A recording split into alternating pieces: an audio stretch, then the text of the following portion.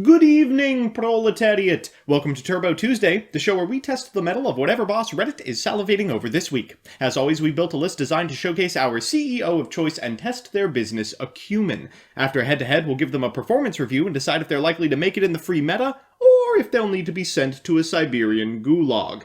Today we're checking out two very large red men, Stalinists I'm sure, with the ability to Hulk out under certain conditions. Presenting, Armityle and BISHBAALKIN. Before we check out today's corporate stooges, however, a word about our sponsor. This video's sponsor is Yu-Gi-Oh! Pro Deck, the best online site for database searching, deck building, and strategy articles, all conveniently located at www.ygoprodeck.com. The first of our absolute lads is Armityle, the Chaos Phantom. A relatively short card, this monster's materials are Uria, Lord of Searing Flames, Hamon, Lord of Striking Thunder, and Raviel, Lord of Phantasms. Let's see the resume. Must be first special summoned from your extra deck by banishing the above cards you control. You do not use polymerization. We'll see about that.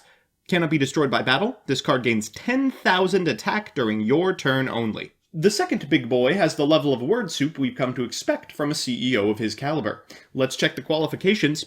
This monster cannot be synchro summoned. It must be special summoned from your extra deck by sending 2 level 8 or higher monsters you control with the same level to the graveyard, 1 tuner and 1 non-tuner, and cannot be special summoned by other ways. Cannot be destroyed by card effects. This card gains 1,000 attack for each monster on the field, and once per turn during either player's main phase, you can special summon the same number of... That's a little ethnic for this company. Let's just call them tokens on each player's field and defense position so as to summon as many as possible. Also, this card cannot attack for the rest of the turn. 2 monsters, both with sky-high attack and outdated effects. Can either of these big boomers make it in today's hip young millennial meta? Let's send our leaders to the Percy ladder. Armityle is up first. It's playing against Flame Noble Knight with God Phoenix Gearfried. All of these cards are new and pushed, so I can only imagine what this deck is capable of. We're going to lead with a copy of Dark Beckoning Beast, getting a copy of 7 Spirit Gates. We'll activate that, then activate Dark Beckoning Beast to get Chaos Core on our side of the field. We'll Almirage our Chaos Core, triggering the effective Chaos Core, and sending all the Sacred Beasts to the graveyard. Next, we'll activate 7 Spirit Gates to bring back Dark Beckoning, go to Verte Anaconda, and you know what? We don't even have to activate the effect, because of course we've drawn the fusion spell. We'll pass it back to our opponent, Armityle on board. They'll lead with 1 Flame Noble Knight. They'll summon a second. They'll go into the synchro. Oh my god, they're equipping from the graveyard, and... Wait, that's it? Oh yeah, we can totally beat this. Okay, well, we're going to activate the effect of 7 Spirit Gates for Dark Beckoning Beast, and heck, why not attack?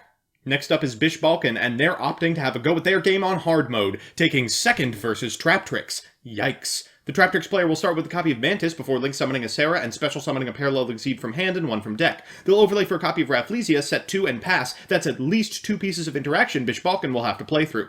They'll lead with a copy of Pot of Desires and fire off Melody of Awakening Dragon. They'll activate this copy of Dragon Shrine and send a couple of Hexers to the graveyard before bringing back with a Swing of Memories. They'll special summon a Blue Eyes Alternative Dragon, fetching the Bottomless from the Traptrix player, Swing of Memories back this Blue Eyes and make BISHBAALKIN. It'll fetch a Compulse, but fool! We can chain the effect of BISHBAALKIN, and this one couldn't attack. The next will have no such problem. As we put, tokens on both players' boards, we'll activate Silent Dune and bring back this copy of Dragoncore Hexer and tribute 2 monsters for Blue Eyes, making the second BISHBAALKIN and getting in for well over lethal! Well, we're back. And just how did the petit bourgeois perform? Let's consult our super scientific metrics above.